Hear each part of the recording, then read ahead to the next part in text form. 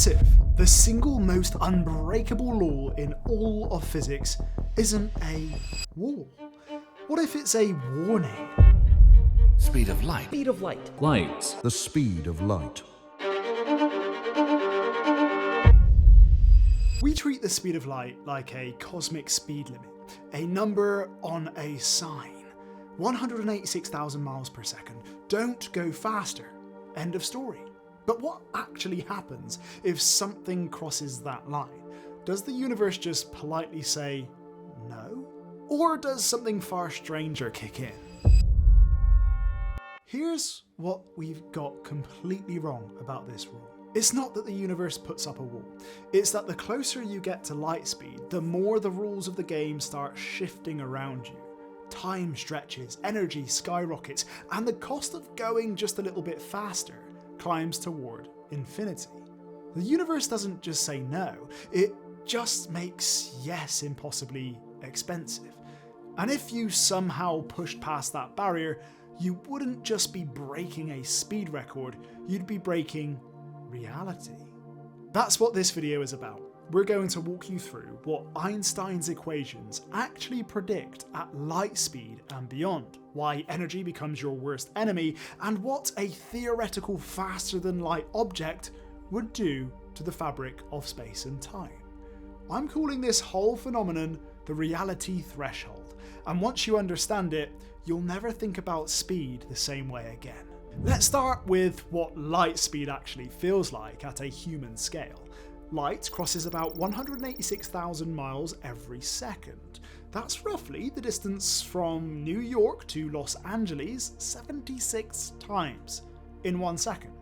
If you could drive at highway speed from Earth to the moon, it would take you about 5.5 months. Light does it in 1.3 seconds, so it's fast. Absurdly, incomprehensibly fast. But here's the thing nobody talks about. The speed of light isn't special because it's fast. It's special because of what it does to everything around it. Now, Einstein figured this out in 1905 with special relativity, and the core idea is deceptively simple. The faster you move through space, the slower you move through time. Not metaphorically, literally. Clocks on fast-moving spacecraft tick slower than clocks sitting on your kitchen counter. We've tested this with atomic clocks on jets, on satellites. GPS systems have to correct for this every single day, or your phone would tell you you're standing in a parking lot 3 blocks away. Which is a funny way to discover one of the deepest truths in physics. But here we are. This is the equation that governs it. The Lorentz factor. As your velocity approaches the speed of light, this factor climbs toward infinity, and it controls the effects that matter most here, especially time dilation and the explosive rise in energy required to keep accelerating. Inside the Large Hadron Collider, protons are pushed to about 19.9999991% the speed of light. At that speed, a single proton carries several times the kinetic energy of a flying mosquito, despite being a subatomic particle. That is how extreme relativity gets. Scale that up to something like a baseball, and the problem becomes impossible. To push any object with mass all the way to light speed would require infinite energy. Not an absurd amount, infinite.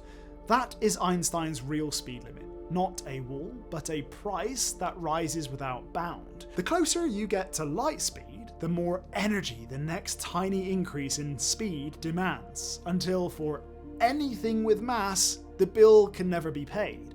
But most people just stop there. And actually the strange question is, what happens to time? If you were somehow riding a spacecraft at 99.99% the speed of light, and you looked at your watch, everything would feel normal to you.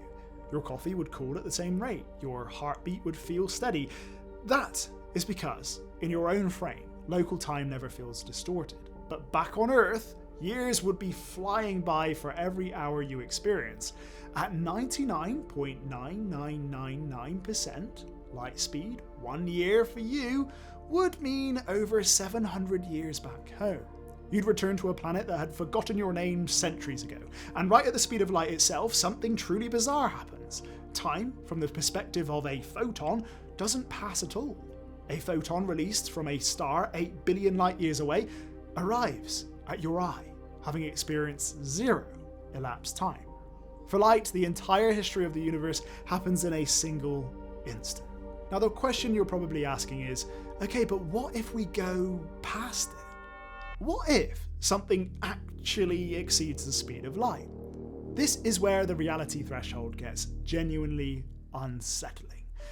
Physicists have actually explored this. There is a theoretical class of particles called tachyons, particles that would only exist above the speed of light. They can't slow down to light speed for the very same reason we can't speed up to it. Light speed is the barrier from both sides. But here's where things fall apart. According to the math, a tachyon wouldn't just be fast, it would travel backward in time, not in some poetic philosophical sense, in a literal causal sense. Effects would happen before their causes. You'd receive an answer before you asked the question. A glass would unshatter before it was knocked off the table. And that's not just weird, that's a full collapse of causality.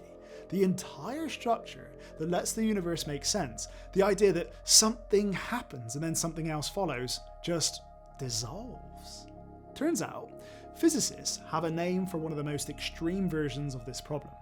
It is called a closed time-like curve, a path through space-time that loops back on itself. And that is where paradoxes get serious. In the physics we use today, you cannot comfortably combine faster than light information transfer with ordinary cause and effect. Somewhere the logic just starts to break. Now, I should mention one important exception. Space itself can expand faster than light, and it does. Galaxies at the edge of the observable universe are receding from us faster than 186,000 miles per second right now. Not because they're moving through space that fast, but because the space between us and them is stretching. Think of it like two ants standing on a rubber band. Neither ant is walking, yet they're getting farther apart because the band itself is being pulled. That doesn't violate Einstein's rules. Nothing is traveling through space faster than light. Space itself is just getting bigger. Which means there are galaxies out there whose light will never ever reach us.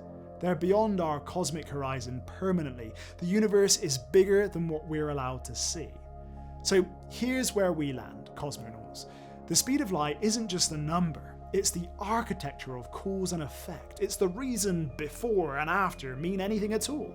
Cross it, and you don't just go fast, you unmake the logic that holds reality together. We often think of the speed of light as a limitation, something holding us back from the stars, but maybe it's the opposite. Maybe it's the one thing keeping the universe coherent enough for us to exist inside it. A species living on a small rock trying to measure the edges of something that has no edges. Kept sane by a speed limit we didn't write and can't repeat. So here's my question for you. If breaking the speed of light means breaking causality itself, is the universe protecting us from something, or protecting itself from us? Drop your answer in the comments below, and if this one made your brain ache in the best way, subscribe. We do this every week.